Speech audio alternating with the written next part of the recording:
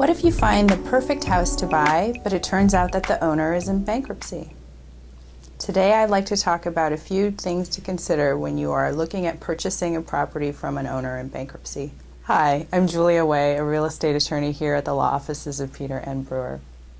Often we will get calls about how to go about purchasing real estate that's in bankruptcy. Presently, the economy has recovered somewhat, so really there aren't that many short sale buying opportunities out there. However, the number of bankruptcy filings appears to be on the rise. So here are a few things to consider when you are observing whether or not to purchase a property in bankruptcy. The first to consider is there a mortgage? The reason being that depending on the type of bankruptcy filing, the bankruptcy trustee, will treat the asset differently if there's equity in the property. So for example, if the bankruptcy trustee is a Chapter 7 trustee, that means that they are the people that are empowered to actually sell the asset.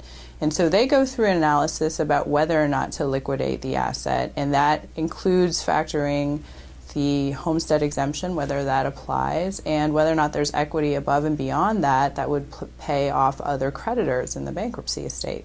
Accordingly, if there isn't sufficient equity, the trustee would not be favorably inclined to actually list it on the open market and sell it, and instead would likely not object if the mortgage lender decided to seek relief and foreclose on the property instead.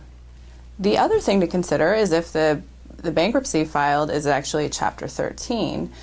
Depending on how long the Chapter 13 has been going on, there might be a confirmed plan.